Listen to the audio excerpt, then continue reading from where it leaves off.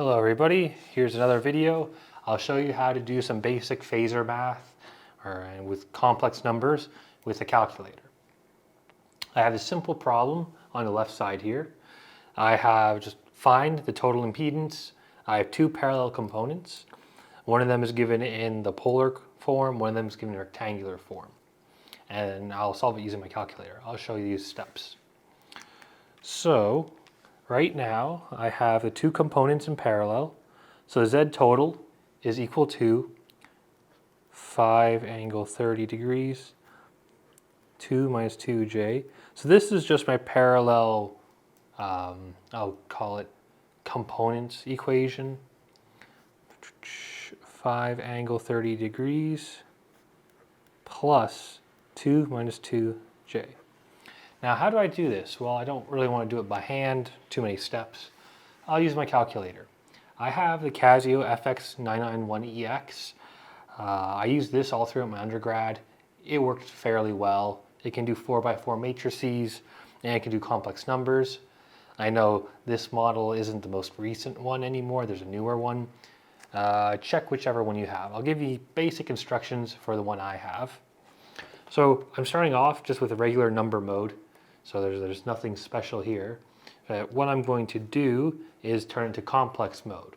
I'll go to menu and I have option number 2, complex. And now if we see on the calculator, I have right above the ENG button, there's a purple I and there's the angle symbol there.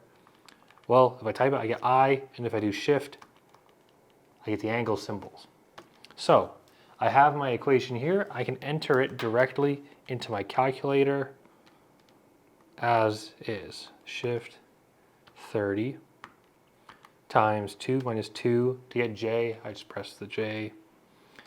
And then I'm going to do 5, shift j to get the little angle symbol. 30 plus 2 minus 2j. This is in degrees, so that's all right. Okay, so this gave me my answer in rectangular form. So I will I'll round it to a couple decimal places, 2.0992 minus 0.7440 J ohms. Now what if I want it in polar form? Well, in my calculator, if I do shift menu, so I go to the setup, I go down, I press 2 for complex, and I can pick the output form of the number.